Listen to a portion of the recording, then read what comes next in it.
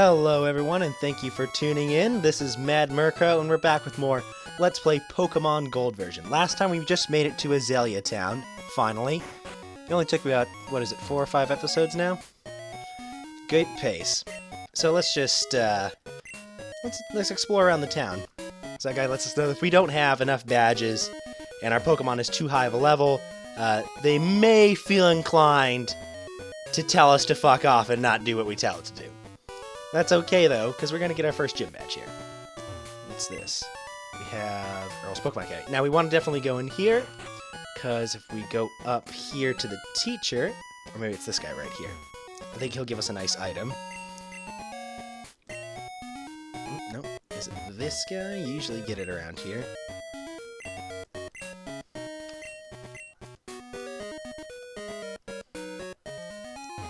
I know it's not these guys.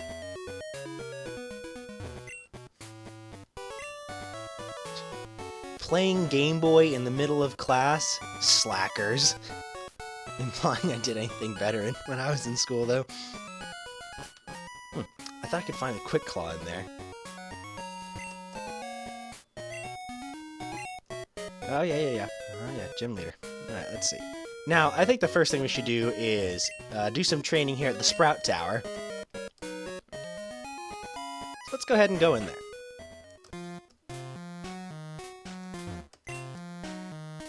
Sprout Tower was built long ago as a place for Pokemon training. This thing, like, here in the center always confused me as a kid. Like, I could never figure out what it was. And even talking to all the guys around here, they tell you exactly what it is. It's like the center, like, pole or, like, part of the tower, and it's, like, swaying around. Like, this place is like the Leaning Tower of Pisa or some shit. But, I don't know. I never understood, like, I couldn't see the perspective of it supposed to being a 3D object when I was a kid. Oh my god, I forgot to heal. I forgot to stop at the Pokemon Center. I think we'll be alright, though. It's just a Bellsprout. And grass types are not very effective against fire types. Alright, I'm hoping that we'll learn Ember sometime soon. Is this level? Next level? Okay, it's definitely level 11. It's about to send out another Bellsprout. So it's not going to be a good idea to bring Geodude out here. Rock and ground types are very weak to grass type moves. And as you may have been able to figure out via the Bellsprouts in the name of the tower, everybody in this whole place pretty much exclusively uses Bellsprouts.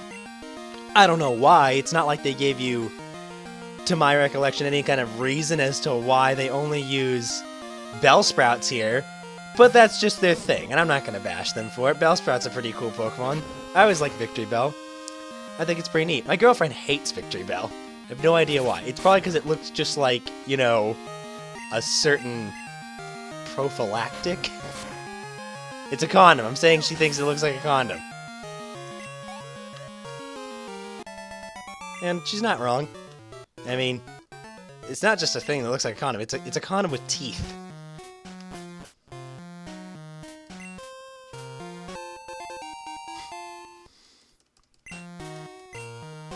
Paralyze heal. I like how there's not enough space in the text box to fit the entire word paralyze, so they just put paralyze heal.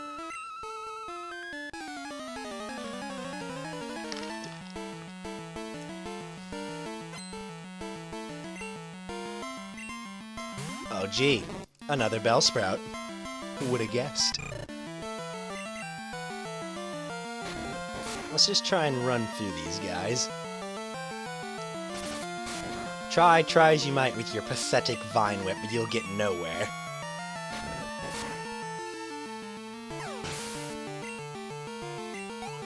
There we go, level 11. We'll get there much quicker now that we know. Learn it? Oh, come on! I guess it's level 12 that he learns Ember. He'll probably never learn Ember just because I keep saying that, honestly. It's so weird. I could have swore, but then I say that all the time now, don't I? I could have swore this or that. It's like it's my first playthrough of Pokemon. I've been discovered. I've tried to bamboozle you.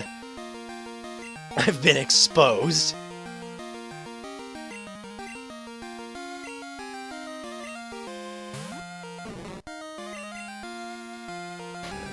We should really stop at a Pokemon Center, probably. We're running low on PP.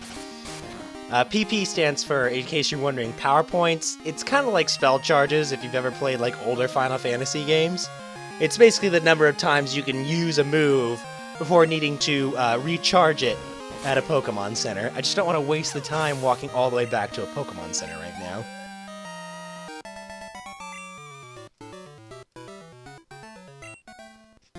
We're just gonna go ahead and muscle through it. I think we can do it. I think we'll hit level 12, and then we'll be golden.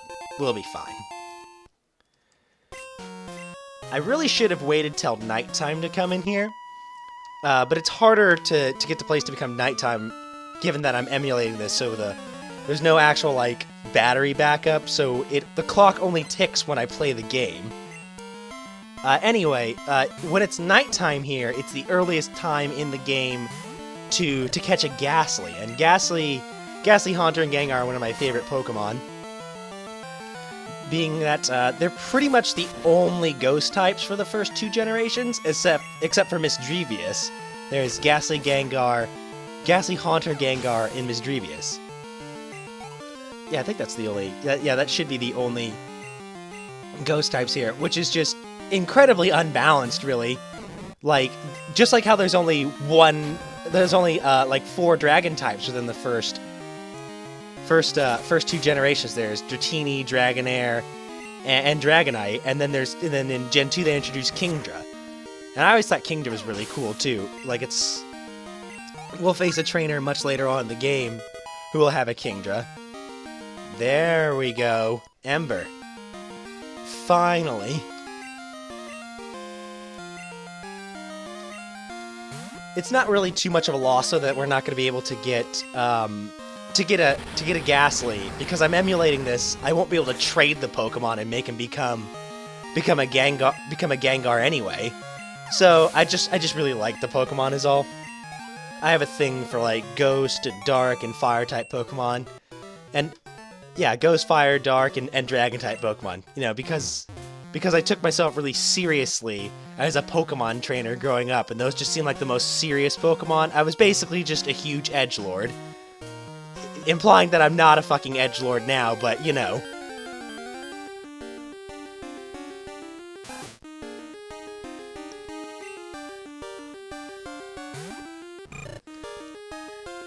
Just get away from that little fella. Let's go ahead and heal up while we're at it. You know what? No, let's not heal up. We're just gonna go full kamikaze on this whole place. We're brave. Besides, we're on the final floor. We don't need that shit. Potions are for the weak. I don't even need this shit. They give you a potion here because they don't know who the hell I am. I train to find enlightenment in Pokemon. Well, I mean, nothing says nirvana like bashing the skulls of small creatures into each other. Alright, let's really tear into him now. Go ahead and use Ember. That should one-shot him, really. Boom, look at that. This would actually be a good time to start training... Geodude now that I have Ember. So I'm going to immediately go back on my word and go ahead and heal Cyndaquil. Oh my god, Geodude's pretty low too. He doesn't need a whole potion, though. He can make do with a berry. There we go. Let's go back. And we'll switch Geodude into first.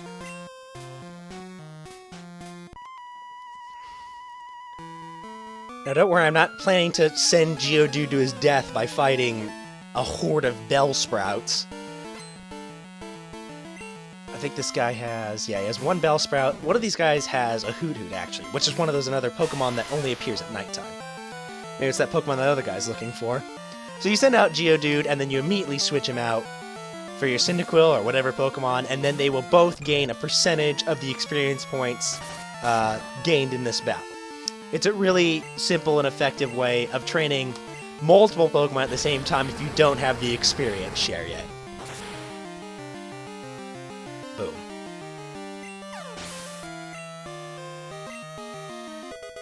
There, see? Look, level 6 already. And he learned Defense Curl. Wow, that's useful. How can he curl? He's already a ball. How does he just wrap his arms around his face? I don't get it. Let me see how much you trust your Pokemon. Well, given that I'm about to switch out Geodude for Cyndaquil, you're not gonna think I trust him too much, honestly. There's your Bellsprout.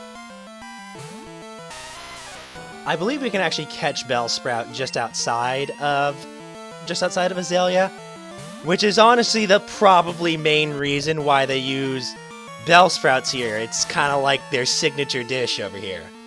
Bellsprouts.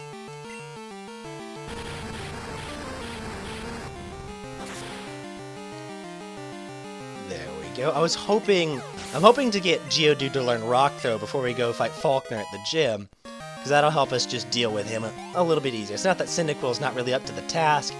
It would be nice to be able to get Geodude a nice rock-type move before I start moving on too quickly in the game.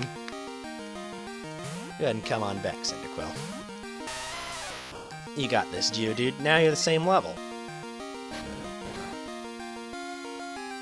There's not even a point for Geodude to learn Defense Curl at such a low level. It's not going to do anything. Everybody already does one damage to him anyway. The move you just saw Hoot use is kind of an interesting one. It's like almost completely useless, but it's helpful in one situation. It's called Foresight, and it says that he identifies the enemy Pokemon. Now, out of context, that doesn't make any sense, but what it basically means is it doesn't matter how high you've raised the evasion on your Pokemon, or raise the evasion on your Pokemon using moves like Double Team, the enemy Pokemon will be able to land hits with normal accuracy. So basically, it completely disperses all the evasion you spent turn after turn raising with moves like Double Team. It only works for that Pokemon, though. If that Pokemon were to switch out and he were to use a different Pokemon, that Pokemon would not have the same Foresight. Nice job, Geodude. Yes, your trust is real. Yeah, wasn't it so trustful about how I immediately switched out Geodude?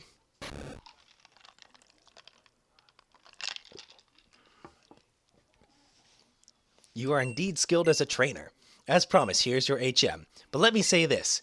You should treat your Pokemon better. The way you battle is far too harsh. Pokemon are not tools of war. That's probably not true, honestly.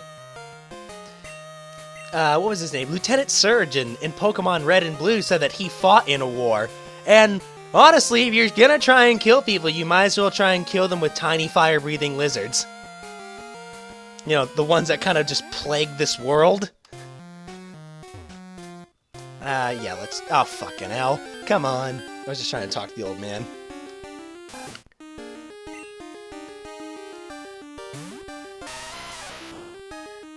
Run away. Oh, we can't escape. It's just a Rattata. Come on. Cut me some slack. I don't have to fight this thing. Come on, dude.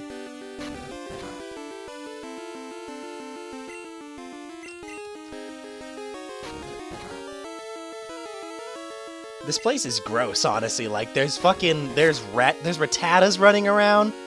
Like, you guys just leave food crumbs all over the floor or something? Or you just, like, so peace-loving because you're monks and you just, like, all life is precious or something like that, that you'd let Rattatas just live here amongst you.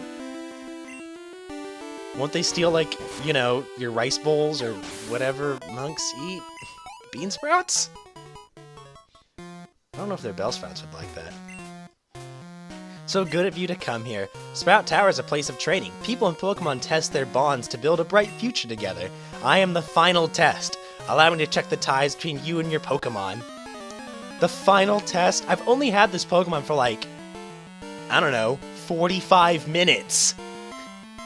And he's already gonna test my trust?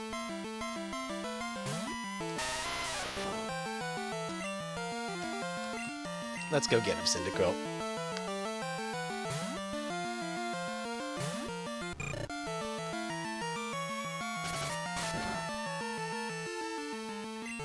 I guess this guy didn't really get the memo that a kid with a Cyndaquil was coming up the tower, and he should probably hit up the PC and get something that's not a damn Bellsprout to fight with. Alright, Geodude to level 9. And Cyndaquil to level 13. Awesome.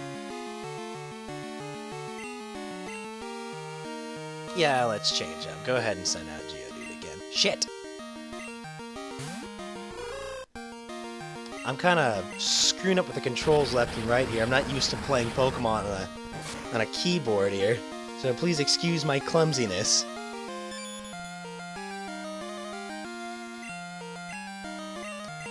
That's fine. Cyndaquil could use some experience points. He's almost close to evolving. I know for a fact that Cyndaquil evolves at level 14. God be damned if I don't get this right after all the things I've said that were wrong so far.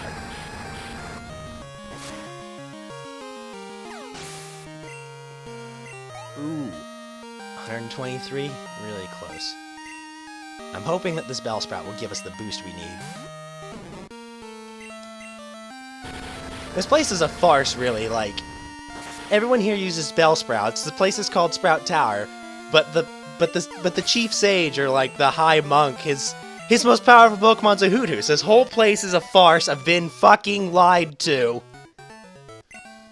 So we didn't evolve, but that's no problem. Oh, great. We got the worst HM pretty much ever in all Pokemon games, Flash.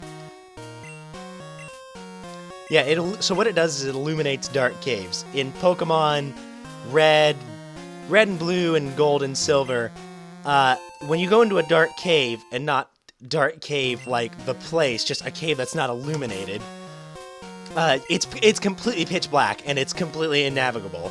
Like, you can't see literally a damn thing. It gets better in newer Pokemon games, sorta, with like Ruby and Sapphire, where you have like a small ring of light around you.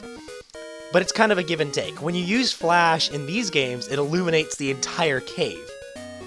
But in Ruby and Sapphire, it only illuminates a bigger circle around you. Which I guess kind of makes a little bit more sense, but it's just more nicer. It's just nicer and more convenient to have the entire cave lit up. Eventually, they would just completely do away with Flash being an HM, because back in this game, you couldn't delete HMs. In fact, I think only Pokemon Black and White, and maybe Black and White 2, are the only games in which you can delete HMs without the help of the move deleter. But we'll find out. I think this is a good place to stop. Next time, we're going to take on our first gym and take down Faulkner. I'm going to do a little off-screen grinding, and I'll see you guys next time. Thanks for joining me today, and hope you'll be back for more Pokemon.